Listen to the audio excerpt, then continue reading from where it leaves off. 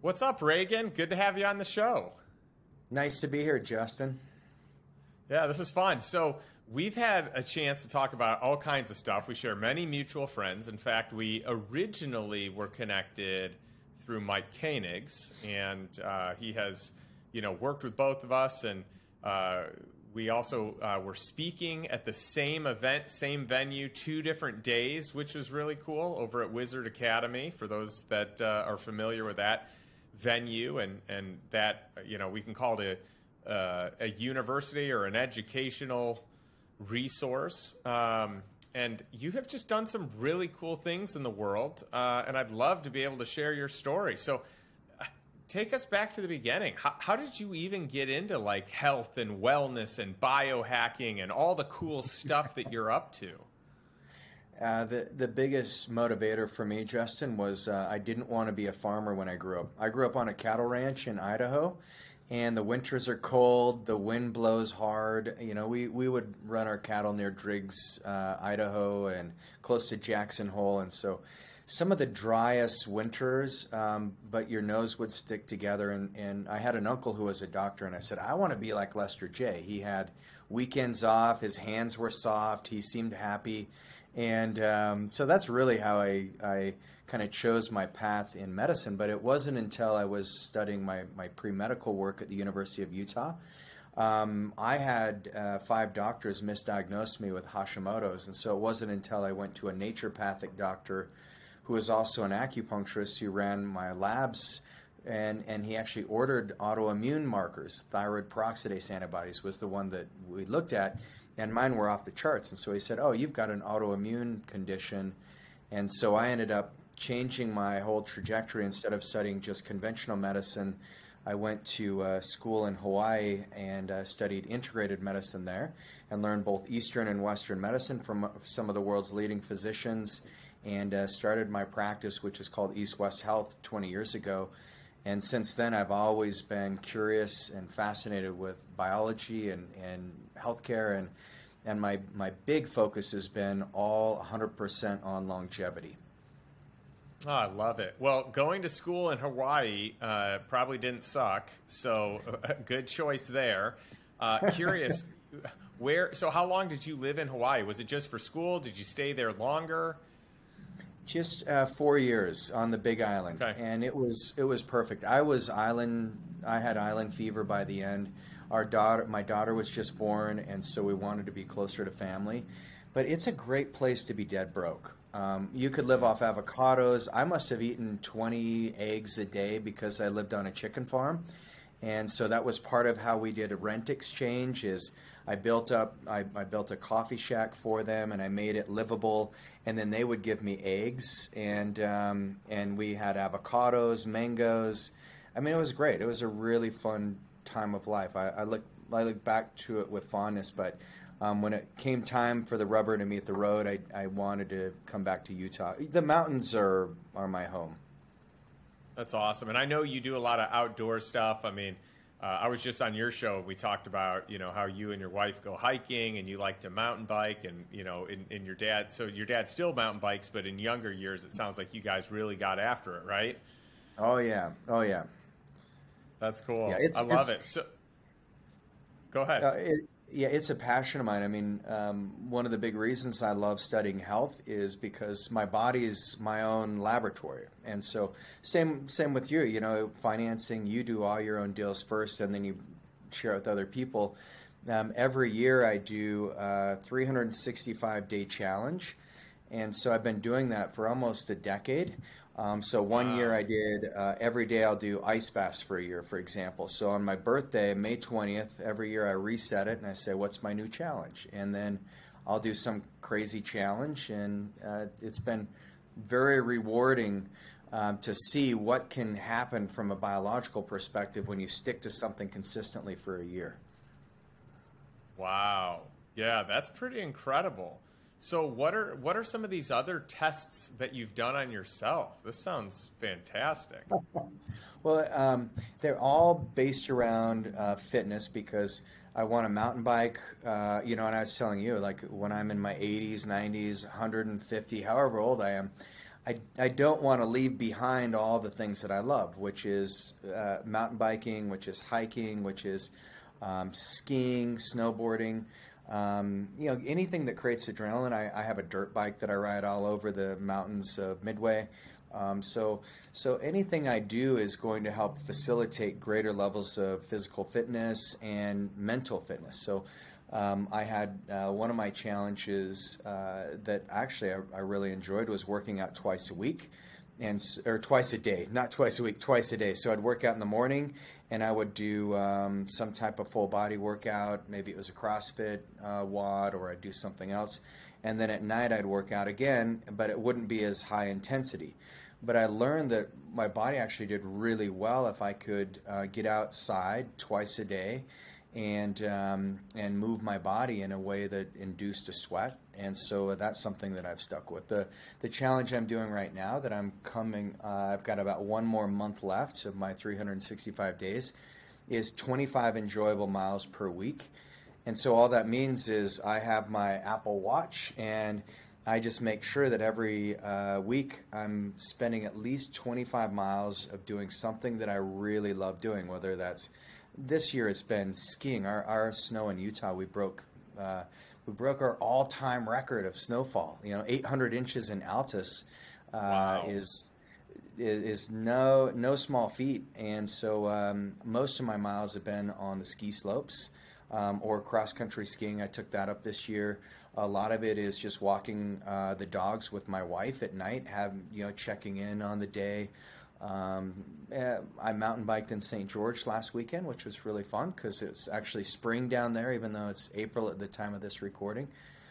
So yeah, those are some of the challenges that I've done that, it keeps physical fitness kind of at the forefront, but also our brains love challenge and our brains love novelty.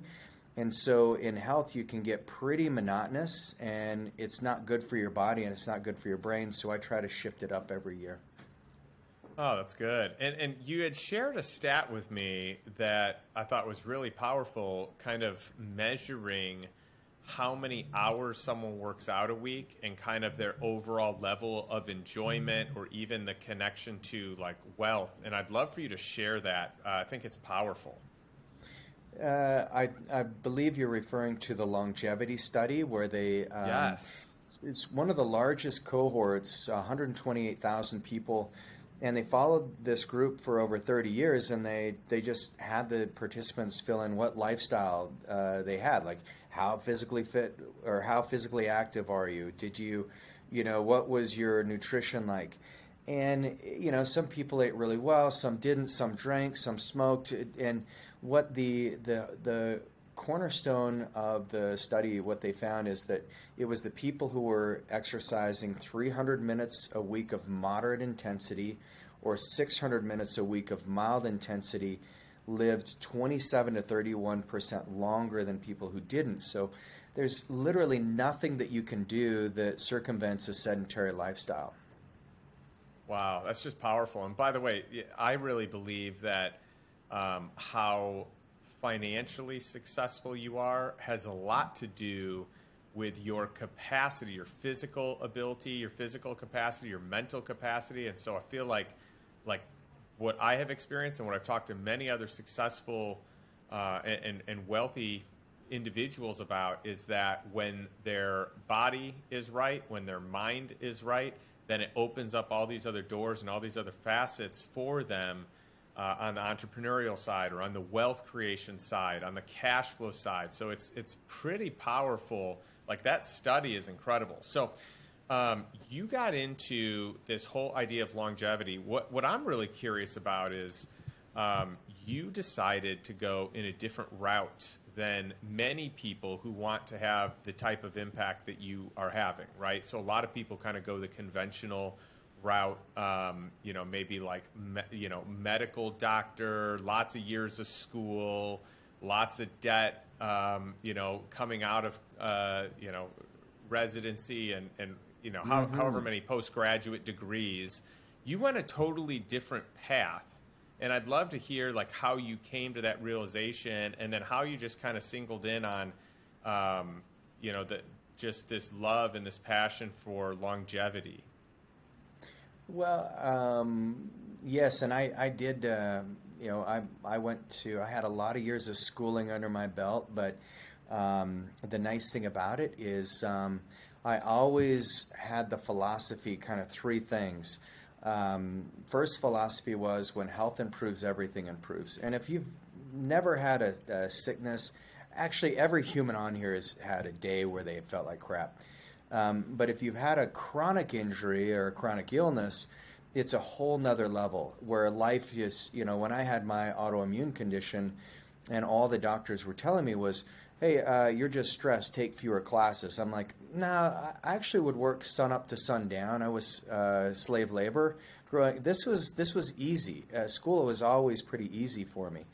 And I said, something else is wrong. But I knew when my health would improve, everything would improve. So I recognized that when the body is broken, it can be fixed. And medicine these days, the conventional medicine that was offered to me at the time, was here's a drug to suppress a symptom. And that's what's happened in our society today, is where we want instant gratification. We want the quick fix. If it's something that we have to work towards, then we're kind of rolling our eyes at it, and we're like, oh, it must not be real medicine because I actually have to make lifestyle changes. Well, I can tell you real medicine is the exact opposite. Real medicine is when you can create an environment where the body can heal itself. So that was one of the big underlying philosophies that I've got. The second one was, I believe that no death by neglect. And so with my own journey, I started to see that all of these aspects of my health were being neglected by the physicians at the time that I was seeing. And these were my mentors. These were the professors in medical school that were going to be working with me. And I suddenly realized, I'm like, they can't help me. And if they can't help me, that's a problem, because who's going to be able to train me and mentor me in a way that I can help the thousands or hundreds of thousands of people I'd be serving. So I made the realization, I'm never going to leave any stone unturned when a patient came to me. I'm going to dive deeper with better testing. So at the school I went to, it was founded by Earl Bakken, who's the inventor of the pacemaker. And he always would say, hey, medicine's about 25 years behind the research. I don't want anyone who graduates from this school to be that far behind the research, so you've got to stay up on it. And so that's one of the reasons why I adopted peptides so quickly, because not only have they been studied for over 100 years, insulin was the first peptide ever sequenced, but it's got very hard science behind it and data to back it up, and it's got a time horizon that I'm confident with. But the only problem is a lot of these peptides are structures that haven't been, they're not very stable in at room temperature, and so a lot of the pharmaceutical companies have bypassed them because they're injectables. And so, but we've been able to adopt them very quickly and bring peptides over the last decade. My clinic right now is probably the top 1% prescriber of peptides, because we see they have low toxicity, they optimize health in ways that I've never imagined, but they do it in a way that doesn't carry a bunch of side effects if you do them properly. So let's break this down a little bit. So what is a peptide, and how would someone know if they're a good candidate for taking peptides? So peptides are strings of amino acids. So if you think of nature, nature is all proteins. So our bodies are folded proteins, and these proteins have these peptide, these amino acid bonds. And when you break a bond, that's what creates energy, and that creates an expression from a cellular level. So we can use peptides that turn on the DNA for mTOR or for AMPK, which are two longevity pathways. We can use peptides that help stabilize blood sugar. One of the most popular peptides that we're using right now is a peptide for weight loss called tirzepatide or semaglutide, and these are what are known as GLP-1 agonists. So all peptides do is they go into your body and they remind your body how to produce the signal that gets lost over time. So just like growth hormone by the age of 50, our growth hormone in most humans has dropped by 50%. What peptides can do is remind the body how to make that growth hormone again in a natural way. So instead of putting exogenous hormones into the body, we can just retrain your body on how to make the hormones on its own with peptides. And so there's a distinction here that I want to make because for anyone that has used growth hormone or anyone that has used specifically testosterone, what ends up happening is your body senses that this testosterone, or as I understand it, that your body senses this other form of testosterone, so it triggers the body to not produce it at the level that maybe it was or it could, whereas peptides operated differently than that, right? This is more of like an activator as opposed to a supplement to something that your body needs. Is that accurate? Oh, totally. Yeah. Yeah, because, the way I looked at it is there's got to be a way that we can use more natural processes and do it in a way that's very safe and very effective. And growth hormone in a lot of the studies is shown to be very safe, but the problem is if your body's in a pro-growth stage all the time, then that can feed things like cancer. And so when you use a peptide, for example, to stimulate growth hormone, you get a 30-minute flush of an increase of growth hormone by about 7 times.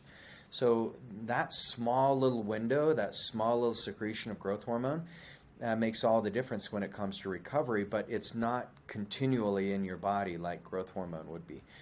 Similar to testosterone, our bodies go through a process called aromatization, where if you're putting too much testosterone in your body, then estrogen will come and start eating it up. And then for a man, that's not very great to end up having what's called andropause. So when your estrogen levels rise and your testosterone levels plummet, and you're like, well, I've been using testosterone replacement therapy, but now I don't feel good on it. What once gave you motivation, you have pep in your step, you feel more, more desire, from a libido perspective. You notice that there's a reward system because testosterone is one of the mitigators and modulators for dopamine. But when it stops working, it's almost like you go off a cliff. And so with peptides, there's ways of supplementing it. Even if we're using like a microdose of testosterone, we can still work on upstream pathways like with gonadorelin or kispectin to get your body's own endogenous or the internal production of testosterone made, and that's your best source. When it comes from your own body, when you're getting high on your own supply, your body does so much better. Yeah, that's fascinating. And so with peptides, I know they're becoming a lot more popular, a lot more mainstream, which I think is great. I'm glad more people are learning about them. But are there any that are not synthetic? I feel like a lot of the stuff that people are putting in their body is synthetic these days, and just it's artificial, made in a lab. I'm curious what the world of peptides is around that. Yeah, so peptides, the raw material is, originally, so we use a lot of bioregulator peptides. The raw material is plants or animals, and these are sequenced in compounded pharmacies. They follow all the stringent FDA criteria.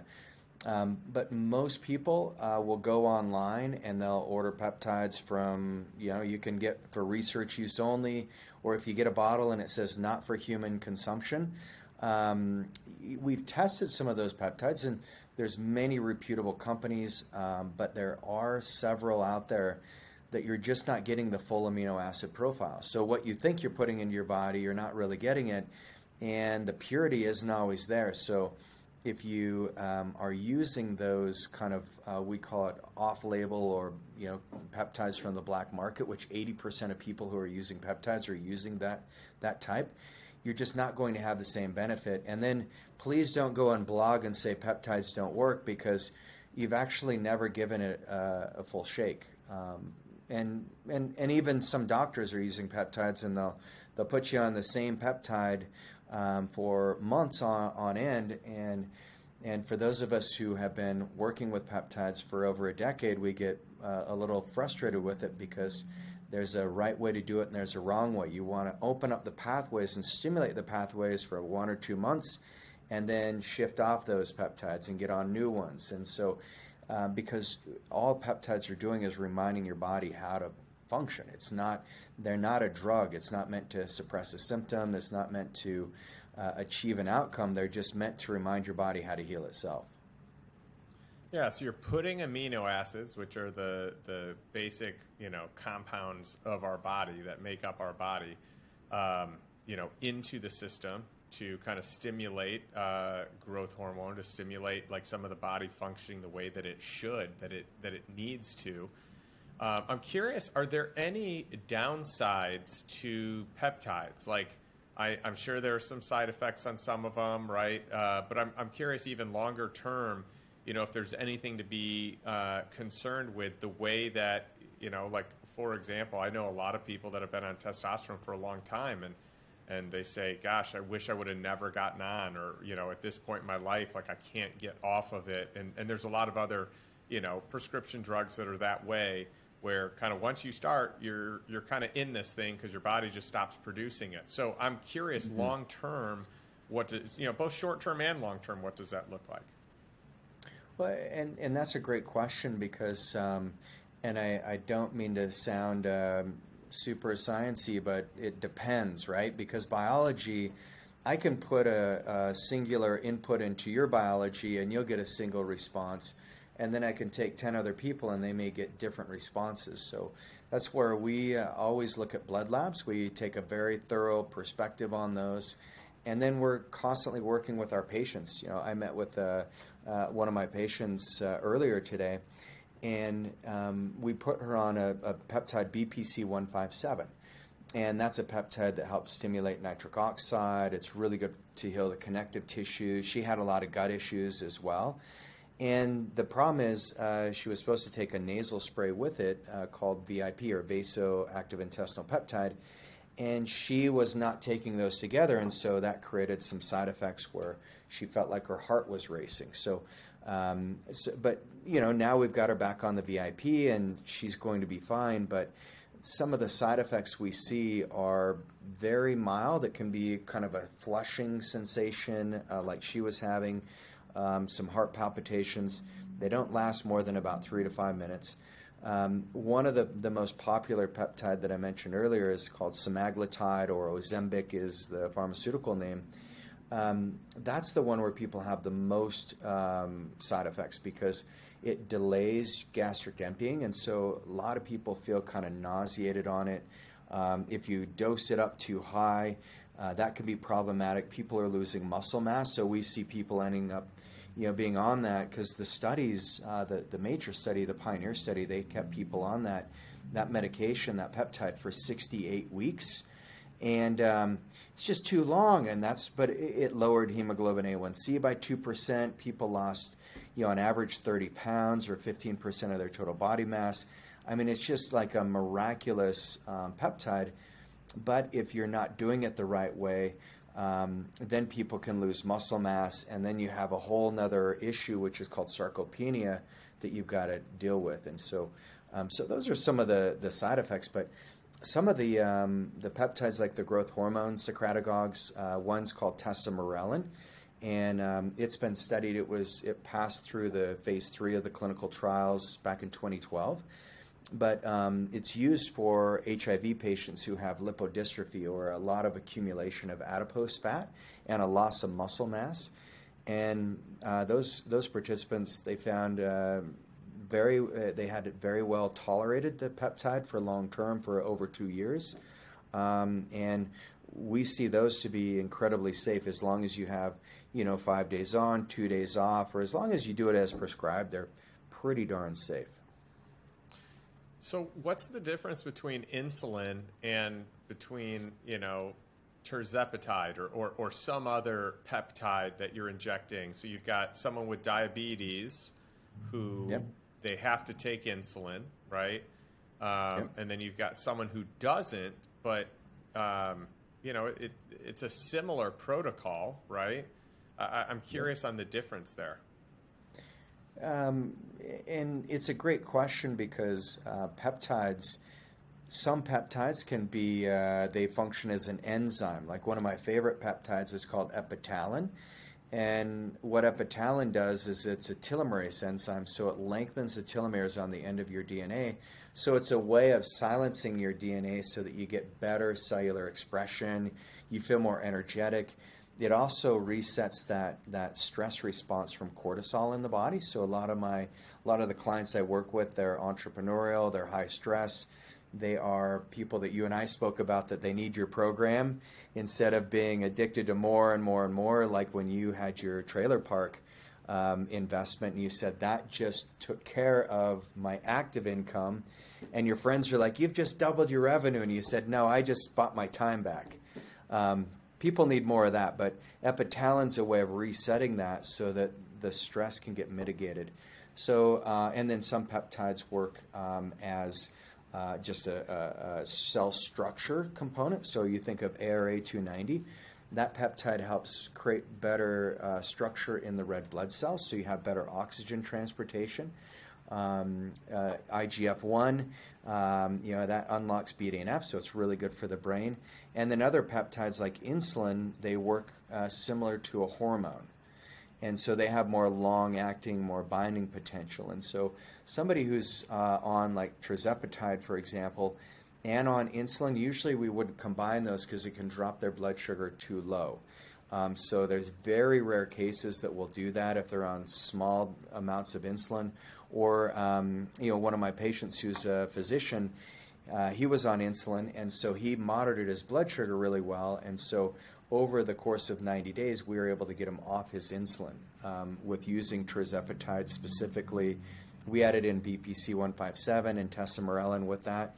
And he's been able to put on muscle mass. The real secret to getting rid of diabetes, type 2 specifically, is add 15 pounds of muscle mass in exchange for fat. And it's funny, it just it melts away. The diabetes goes. That's incredible. Well, I mean, what a powerful recognition and realization that you can help your clients with. I think that's great.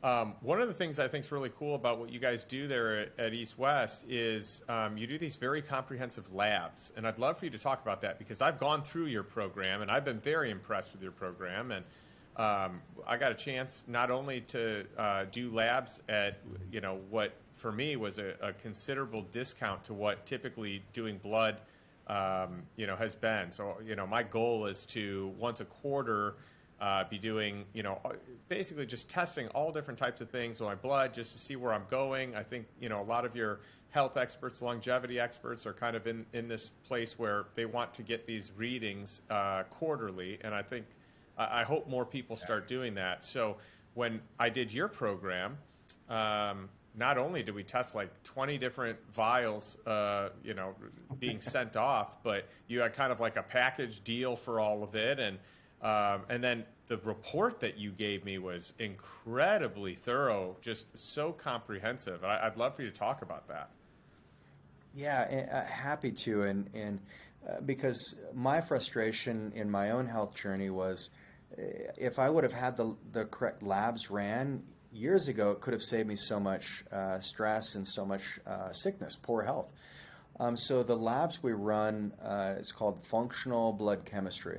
I've trained about 1,500 doctors on the process. I love it because what we do is we take the normal lab values and we narrow those. So you'll see what typically will show up on your conventional labs as being low or high. Those are just averages. So you take the average of 90% of Americans, and as long as you fit into those averages, you're considered healthy. It's a WNL, within normal limits. And so I'm in the longevity space, and so I want to optimize all your levels. And so you'll see ours are yellow, red, and pink. And the yellow is when people are outside of optimal ranges. So I had a patient a little while back. She came to me and she said, hey, I've got congestive heart failure. My doctor wants to put a pacemaker in. And I said, hey, I cardiology. I had the world's leading cardiologist. Earl Bakken founded my school. He's the inventor of the pacemaker. He showed us how not to get people on the pacemaker.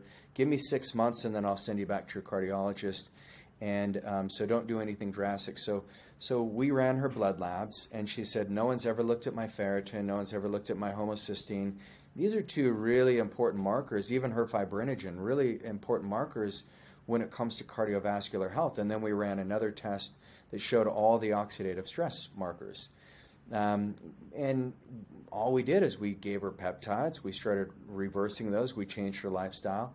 And 6 months later, I said, all right, time to go back to your cardiologist. And he ran her through all the testing for congestive heart failure. And he sent us a note back. He said, I don't know what you've done, but you've reversed her congestive heart failure. She's no longer in threat. And so we see that all the time. And this same cardiologist has sent other patients to us now and saying, hey, you guys know something that exists that I don't, and I want to collaborate. And that's some of the most exciting things that can happen. But we couldn't get her to that position if we didn't actually run the right tests. And unfortunately, even though she's seeing great cardiologists up here at the University of Utah, the markers weren't being ran to actually help understand what to do from a lifestyle perspective to reverse the condition. Yeah, my experience, and by the way, I am very good about making sure that I'm seeing great doctors that are best in class. And I can tell you that over years of my life, I've gotten my blood labs run, and outside of one other time, which is just recent that you and I talked about, I have not had as thorough of a lab run as what you do, and have discussed some of the levels. Like, some of the things that you discussed were foreign to me. I'd never heard them from any other doctor or any other lab technician going through various labs. And again, I try and do them once a quarter, so I have ample opportunity to analyze labs. So I just think if we can optimize health, if we can, first of all, you need the data to be able to make improvement, right? So whatever you track, you can improve. If you're not tracking it, you're probably going to have a hard time improving it. So you need the data, and then the frequency of that data, I think, is really, really important. And so to do something quarterly, I think is powerful. So I love all the programs you're doing. In fact, I love the programs you're doing so much. The Lifestyle Investor Mastermind community, a portion of our community, is coming out to your facility here in a few weeks, which we're excited about. We're going to do a session with you guys for the day. We're going to do labs ahead of time. We're going to do a bunch of other cool things. So I'd love for you to share just many of the cool programs, products that you have in your facility that people go through. Well, and I can't wait to have you guys out, not only because I get to learn from you, and there's a couple other friends that will be attending, but I love getting people together focused on health. And so what we're going to do is we'll take everyone through we have biohacking, we have a whole biohacking room. So we use PEMF, we have the Halo device that people use. We use NanoV. NanoV is essentially it's structured oxygen that gets rid of those misfolded proteins and oxidative stress in the body. A lot of UFC fighters use this for all the head trauma, NFL football players. So every single person will go through that. We're going to put vitamin IVs in all of your mastermind attendees. Everyone will get acupuncture. And then we're going to have my favorite, which is a peptide party. So I'll be passing around some of my favorite peptides to get everybody's brain in a creative state, to get people in a healing mode. And then I'll also take a deep dive into what the lab markers mean. Because just like you, when we went through your lab check, I had no idea what that marker is. And so I try to explain it in a way that's super simple. But when I do it as a group, then everybody gets educated 10 times better, because other people are asking questions that you didn't think to ask. And so we'll go through everybody's labs one-on-one when they're there as well. And so it's going to be a really fun experience.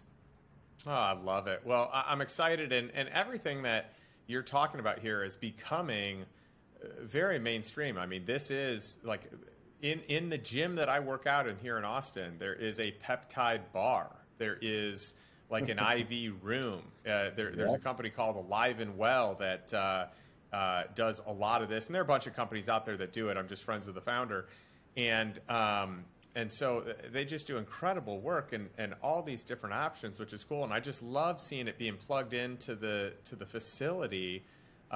So you have like a one-stop shop for everything, biohacking, everything, health, wellness, longevity. So I think you're doing it right. You've got a lot of people flying in to your studio, your lab, your setup there, which is cool. And we are just thrilled to spend some time with you. So, hey, where can our audience learn more about you, Regan? Easiest place is they can go to the peptideexpert.com, and there we've got free downloads. So if you love reading, I've got several books that I've written, but we've got a free PDF of one of my books, and then you'll get my Fitness 50 at Age 100 tool. Dan Sullivan, he's been a patient, a client of mine, and I'm in his lifetime extender group that now is called the Age Reversal Future. But he asked me to create a tool called Fitness 50 at Age 100, and he said, what do I need to be doing when I'm 100 that a fit 50-year-old can do? And he's 78 now, almost 79, and so I put together, based on research, 11 different exercises. And so everyone in your group, they'll get a free download of that so they can give themselves a grade to see if they're in the fit, fitter, or fittest category. And if you're under 50, then I've got my Fitness 25 at age 50. So, Justin, I'll be sending that one to you, and then you can see what category you land in. Love it. Well, thank you so much. I appreciate you sharing so much advice, so much insight, just so much content around peptides, longevity, and labs, and just so much that very few people know a lot about. And I love ending every episode that I do in hopes that our audience will take some action today. So I want to ask all of our listeners, all of you tuning in, watching us on YouTube, here's my question for you. What's one step that you can take today to move towards financial freedom and really towards living a life that you truly desire, one that's on your terms, not by default, but rather by design? Thanks so much, and we'll catch you next week.